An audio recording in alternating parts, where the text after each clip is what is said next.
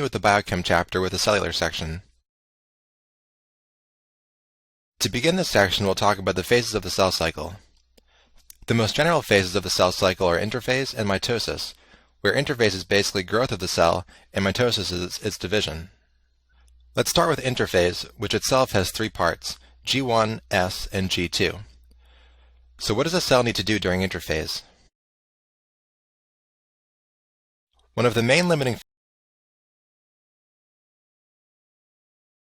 factors of cell division is how fast it can grow, since it can't divide until it gets big enough. And what limits how fast a cell can grow?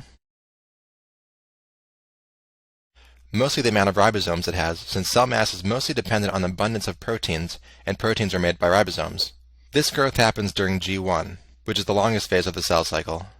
This is also the only time that cells can exit the cell cycle to enter G0 phase, in which they are not dividing. Some cells in G0 are still capable of dividing when stimulated to do so, and can re-enter the cell cycle in G1, such as fibroblasts, hepatocytes, and lymphocytes like this one here. Cells can also leave the cell cycle during G1 to become terminally differentiated, such as neurons like these, or muscle cells or erythrocytes, which will never divide again. Once cells transition into S phase, they're committed to complete the cycle, so S, G2, and mitosis progress much more rapidly. What's an example of a tissue that has cells that are constantly proliferating? There's a bunch of examples, but one is the skin. And by the way, these cells that are constantly dividing will be hardest hit by anything that interferes with cell division, like chemotherapy. Okay, what happens during S phase? S stands for synthesis, and this is when DNA duplication occurs. Therefore, cells in G2 have twice as much DNA as cells in G1. In both cases, they have 46 chromosomes, which is 23 pairs of homologous chromosomes, or 46 chromosomes total. But in G2 phase, each chromosome is made of two sister chromatids, whereas in G1, each chromosome only has one chromatid. But one is the skin. And by the way, these cells that are constantly dividing will be hardest hit by anything that interferes with cell division, like chemotherapy. Okay, what happens during S phase? S stands for synthesis, and this is when DNA duplication occurs. Therefore, cells in G2 have twice as much DNA as cells in G1. In both cases, they have 46 chromosomes, which is 23 pairs of homologous chromosomes, or 46 chromosomes total. But in G2 phase, each chromosome is made of two sister chromatids, whereas in G1, each chromosome only has one chromatid. Mitosis is the shortest phase of the cell cycle and includes prophase, metaphase, anaphase, and telophase. This is when the chromosomes condense and separate, and one cell becomes two. After mitosis and cytokinesis, the single parent cell is now two daughter cells.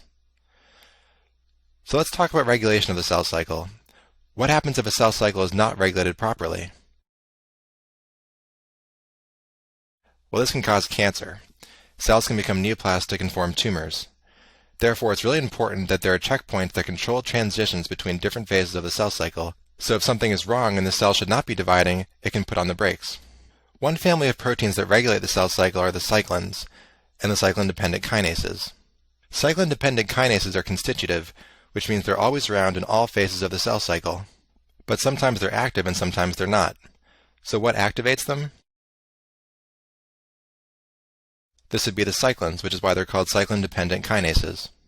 The concentration of cyclins fluctuates over time, depending which phase of the cell cycle the cell is in. There are several different cyclins and they're present at different phases of the cell cycle. The cyclins will activate specific CDKs, and the CDKs will then activate other proteins to do whatever needs to be done during that phase of the cell cycle. For example, in S phase, they'll activate proteins to initiate DNA replication. By the way, as a preview to a later part of biochem, what does the kinase and cyclin-dependent kinase mean? This means that they phosphorylate their targets, and phosphorylation is often used to activate or deactivate proteins.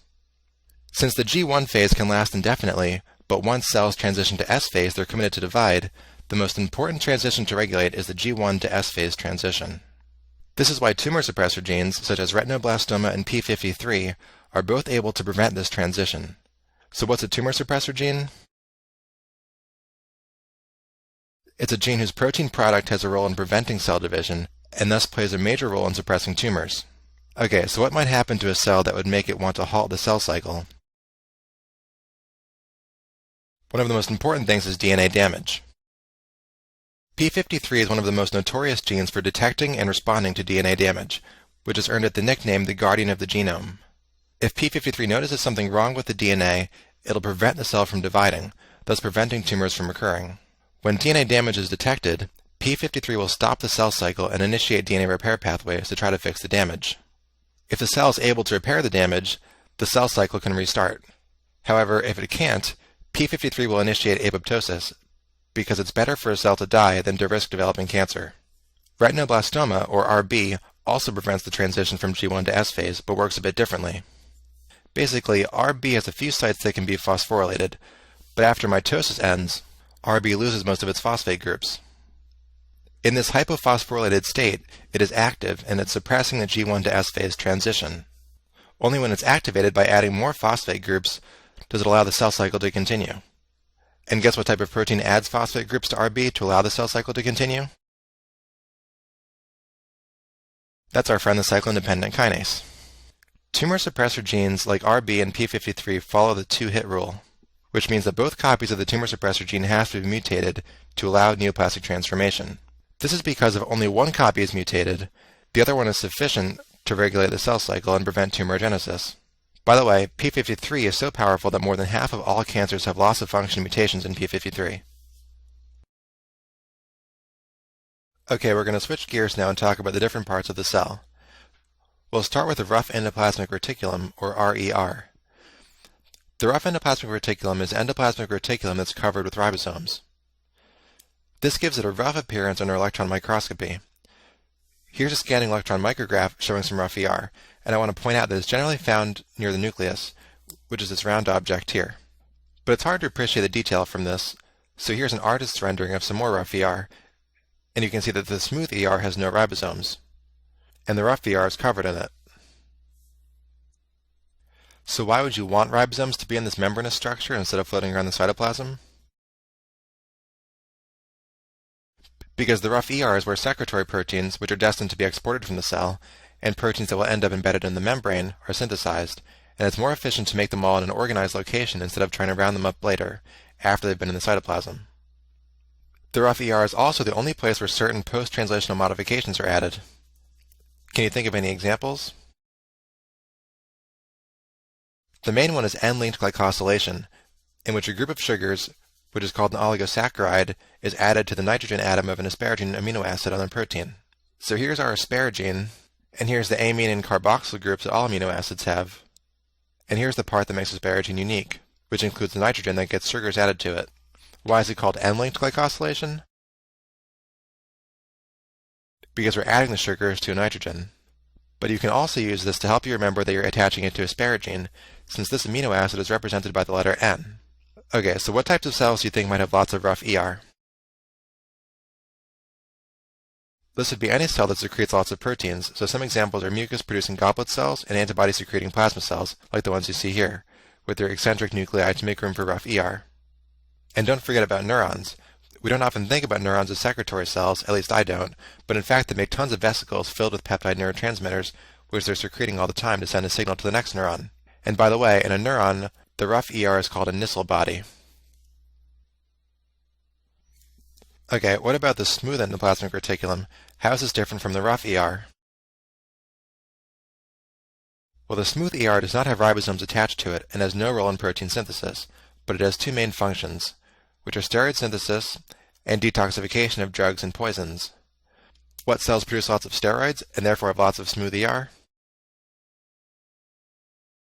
This could be hepatocytes, gonads, and the adrenal cortex. And what about detoxification of poisons? That would also be hepatocytes. There's one more thing you should know about the smooth ER. This is where the protein glucose 6-phosphatase is located. What does glucose 6-phosphatase do? It catalyzes the last step in gluconeogenesis by removing the phosphate from glucose 6-phosphate, which allows it to be exported from the cell. Do you remember the name of the disease that's caused by glucose 6-phosphatase deficiency? This is von Gierke's disease. Alright, time for our first flash quiz of the cellular section. The tumor suppressor genes P53 and RB prevent the transition from the blank phase of the cell cycle to the blank phase. So these guys block the G1 to S phase transition, because remember, once you get past that step, the cell is pretty much committed to go through the rest of the cell cycle. Now let's go over cell trafficking, or how proteins are sent to one place or another in the cell. The main character here is the Golgi apparatus, which is kind of like the specialized endoplasmic reticulum, which has some modifications for packaging molecules before they're exported to their final destination. This is a scanning electron micrograph of a Golgi apparatus. Honestly, you'll probably never need to be able to recognize this on your exam, but just in case, you can see here that the Golgi is pretty easy to recognize. It basically looks like a cross-section through a stack of pancakes, and sometimes you can see these vesicles coming off of it. As I mentioned earlier, end-linked glycosylation occurs in the rough ER. However, these end-linked oligosaccharides can be further modified in the Golgi. Also, O-linked glycosylation occurs exclusively in the Golgi, and only occurs on serine and threonine residues. So what's O-linked glycosylation? It's pretty similar to N-linked, except now we're adding the oligosaccharides to an oxygen atom, which is on a serine or a threonine amino acid, which is why it's called O-linked. So like before, these are the amine and carboxyl groups that all amino acids have, and here are the oxygen atoms that the O-linked glycosylation will add sugars to. So like I said before, the Golgi is mostly known as the distribution center of the cell. How does it know what needs to be sent where? Specific modifications in proteins can target them to different organelles. And the most important example of this for your exam is that adding mannose-6-phosphate to a protein targets it to the lysosome. So here's a mannose-6-phosphate, which is just a mannose sugar with a phosphate on it, on the 1, 2, 3, 4, 5, 6th carbon. If someone is unable to add mannose-6-phosphate to a protein, where are these proteins going to go instead of the lysosome? They'll be secreted out of the cell, and this results in a disease called eye cell disease. How can you diagnose this? If you see high levels of lysosomal enzymes in the serum, that's a big clue. Patients with eye cell disease will have coarse facial features, clouded corneas, and restricted joint movement, and this is often fatal in childhood. This might show up on a test as a really sick baby with lab results showing lysosomal enzymes in the baby's blood. And they ask you which of the following mechanisms is responsible for the disease. And of course, you'll pick the one about not being able to add sugar to a protein. So not only can it add sugars to proteins, but the Golgi is also responsible for assembling proteoglycans, which are proteins that have lots of polysaccharide chains attached to them. These are often secreted into the extracellular matrix and are used as cushioning filler substance.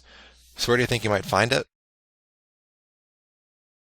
Well, there's a lot of proteoglycans in cartilage and joints, and one of the main ones is chondroitin sulfate, which, as you can tell from the chondro in its name, like chondrocyte, is an important part of collagen, and people even take this as a dietary supplement for osteoarthritis. Lastly, the Golgi is where many post-translational modifications are added to both proteins and proteoglycans, such as the sulfation of tyrosines on some proteins. So now let's talk about vesicular transport to and from the Golgi. The Golgi is found between the rough ER and the cell membrane, and the cis Golgi is what we call the side closest to the rough ER, and the trans Golgi is what we call the part closest to the cell membrane. There are three main proteins that organize traffic to and from the Golgi, as well as between the different layers. COP1, which stands for coat protein 1, is involved in retrograde transport from the Golgi back towards the rough ER, and also from the trans back towards the cis Golgi. COP2, or coat protein 2, does just the opposite.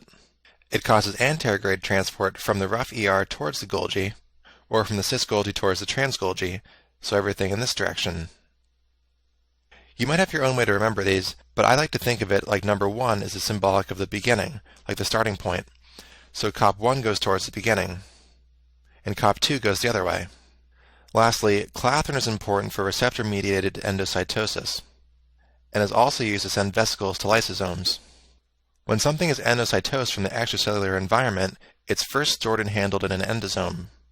Depending on what the endosome contains, it can then be sent to a lysosome for degradation, or to the Golgi for more processing, or secreted back into the extracellular environment.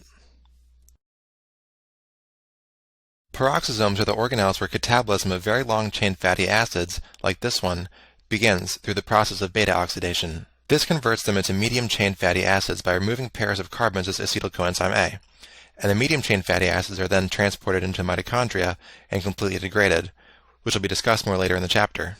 So if a patient has dysfunctional peroxisomes, what happens? The main problem is that long-chain fatty acids accumulate, both in tissues and in blood, and can cause neurologic defects. This is called Zellweger syndrome, and it's autosomal recessive. These patients will have defects in neuronal migration and hypomyelination by the time they're born, and after birth can lose hearing and vision. So how would you recognize this in a newborn? Hypotonia, seizures, and an inability to eat would be the first clues that something's wrong, and hopefully after further testing you'd see the very long-chain fatty acids accumulating. The proteasome is a large complex of proteins whose function is to degrade other proteins into small fragments about 8 amino acids long. This is a very important function, since misfolded or damaged proteins can cause disease, such as the beta-amyloid proteins in Alzheimer's disease. Proteasomes look kind of like a barrel, and have a regulatory component shown in red, and a catalytic part shown in blue. Since you don't want these things going around degrading all your proteins, cells have a system that allows the proteasome to be selective. So here's a protein that in some cases we might not want to have around, so we want to degrade it. This is the protein Huntingtin, which aggregates and causes Huntington's disease. Proteins that need to be degraded are recognized and then modified by enzymes called ubiquitin ligases, which covalently attach a small protein called ubiquitin to the target protein. Ubiquitin binds to the proteasome's cap, which causes the barrel to open and allow the protein inside, where it is degraded. For our next flash quiz, can you tell me where a protein is going to end up if mannose-6-phosphate is attached to it in the Golgi? That would be in the lysosome, and remember, if this mechanism is defective, you can have eye cell disease.